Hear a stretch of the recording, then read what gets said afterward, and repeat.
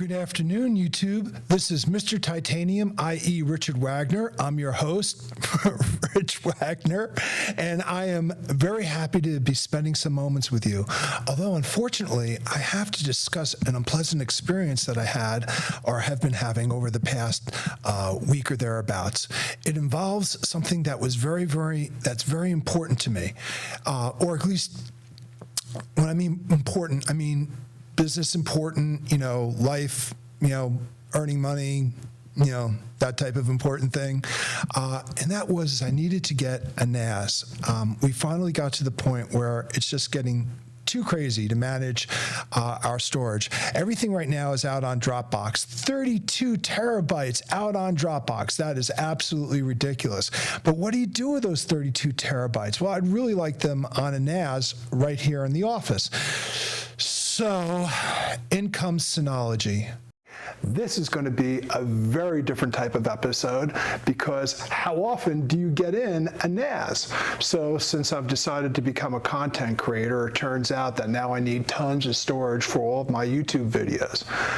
I say that a little tongue-in-cheek because the reality is that I've had a need for storage for a long time.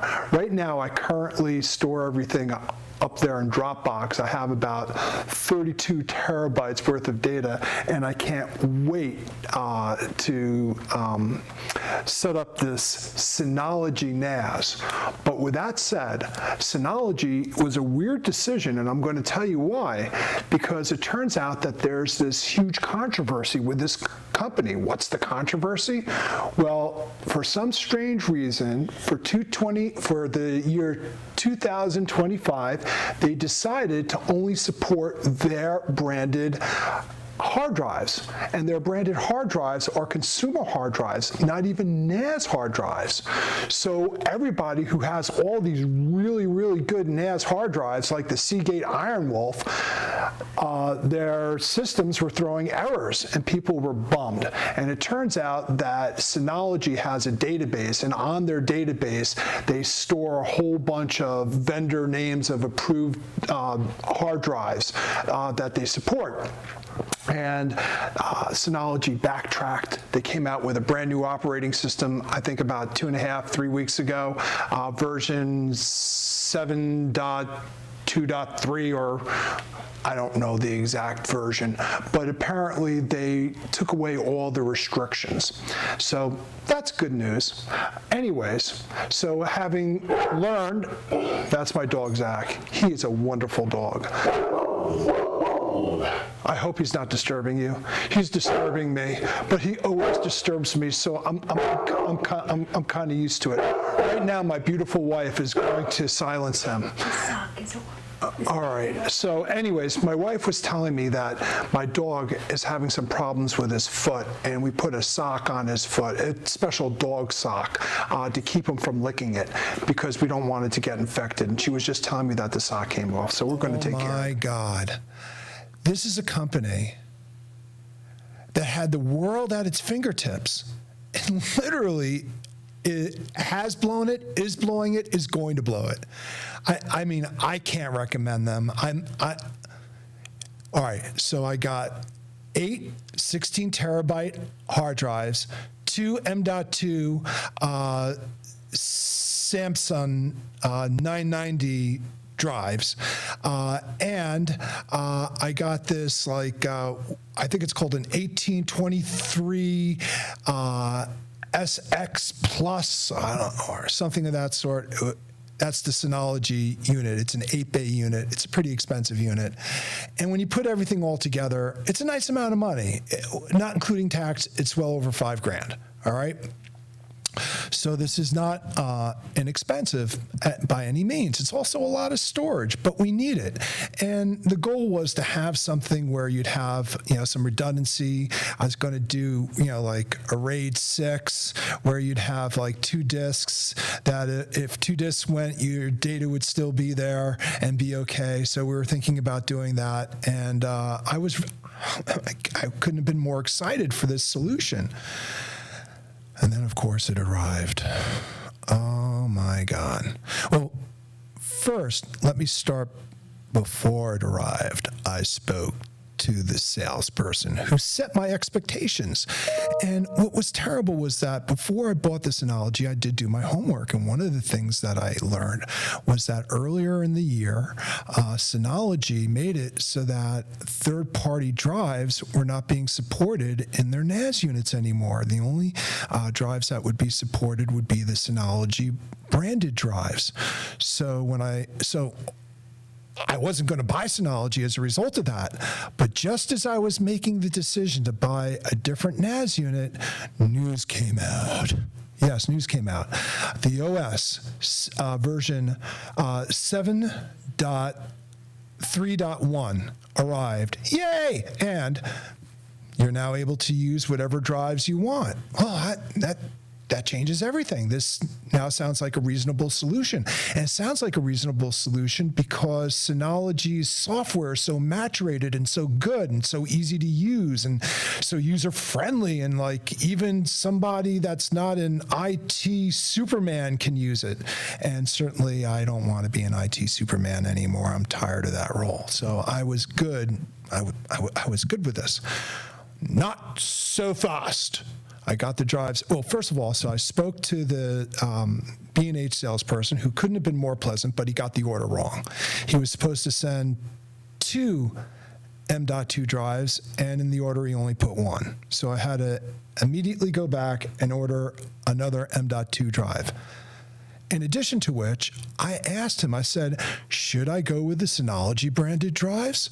They look like they're about $300 a piece. And he's just like, why would you ever do that? That is the craziest thing I ever heard of. The Synology branded drives are unreliable.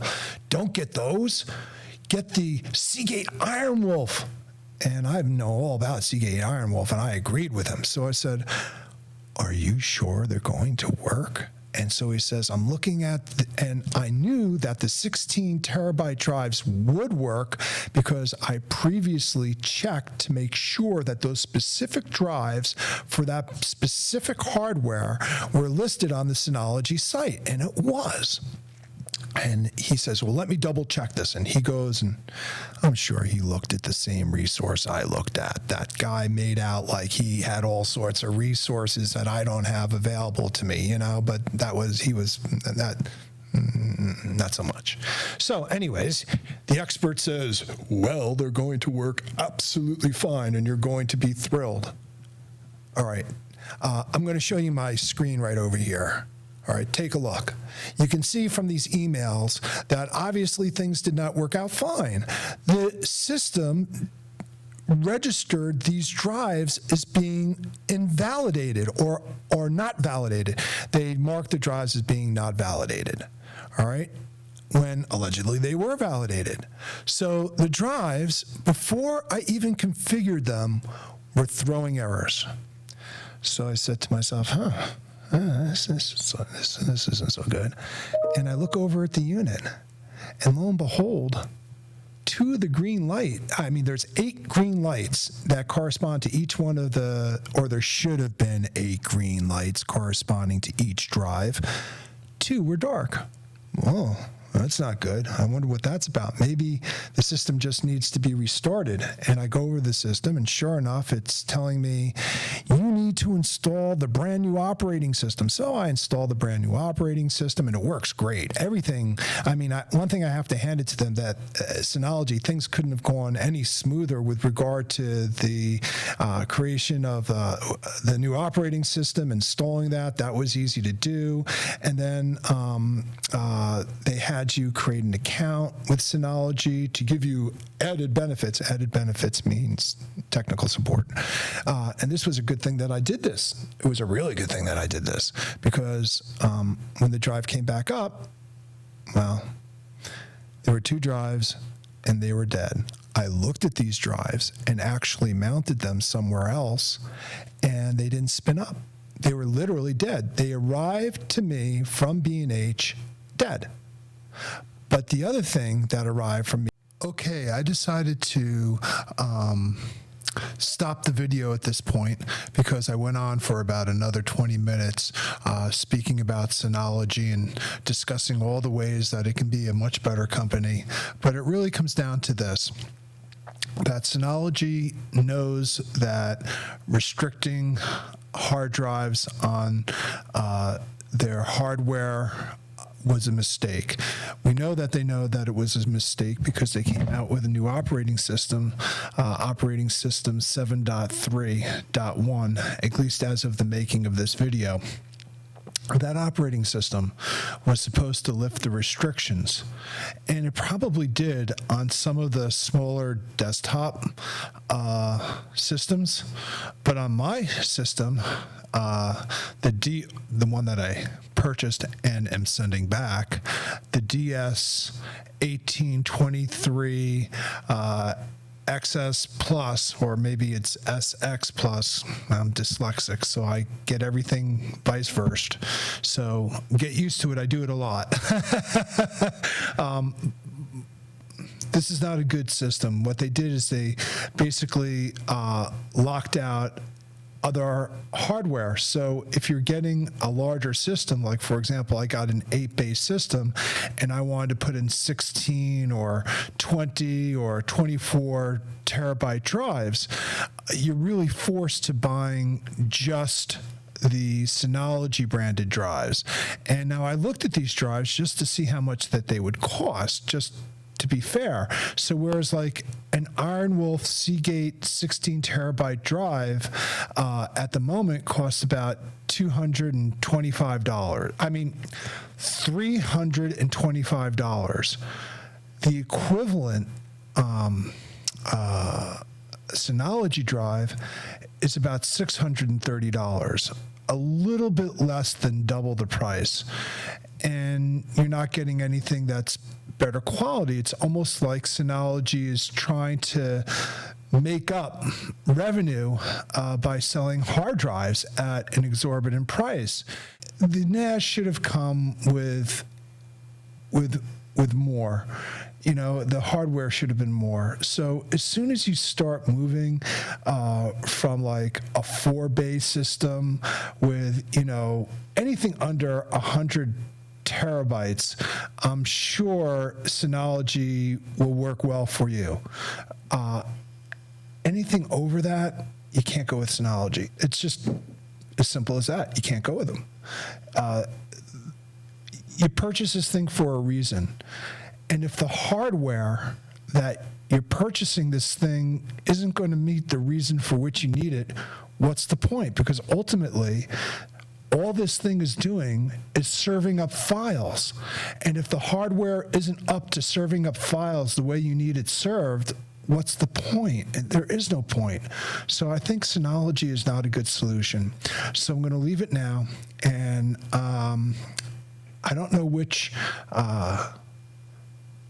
NAS I'm going to go with. I'm looking at QNAP, I think. I may build my own using TrueNAS. I don't know. But first I need to return this stuff and get my money back. Very disappointing. Don't use Synology. It's not a good company.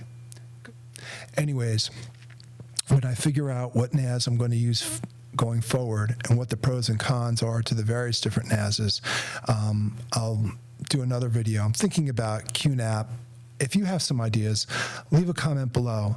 Oh, and while I have you, I would greatly appreciate it if you go out to pictrus.com, pictrus.com.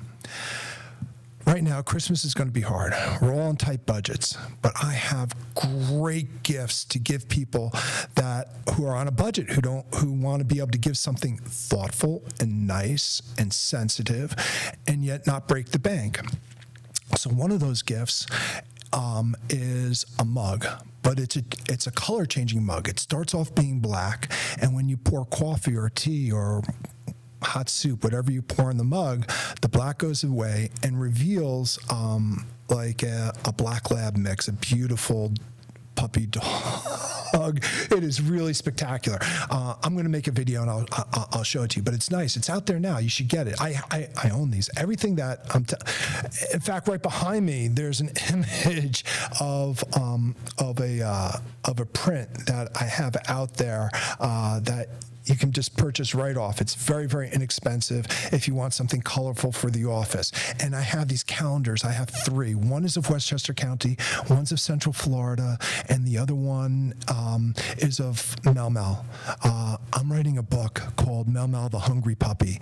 And MelMel is the sweetest yellow lab you've ever met. She's just such a good girl, but she gets into a lot of trouble because she's always hungry. And I created this calendar of MelMel, the Hungry Puppy, and the calendar is available for 2026, and it can be found at Pictrus, PICTRUS.com. And I would really appreciate it if you went out and thought about allowing some of the things that I've worked so hard on to find their way into either your home or your friend's home. I think whoever you get this for will absolutely adore these things. They will treasure them. They absolutely will. I assure you of that. Anyways, enough about that. Oh yeah, one other thing, just to let you know that the profits don't go into my pocket. It's actually my wife's company. It doesn't go into her pocket either.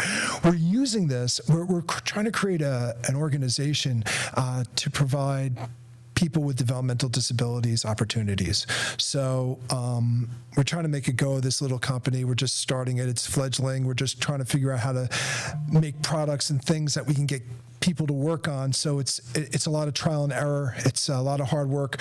But if you went out and you like those, definitely purchase them and let me know that you like them too. I would love to hear from you.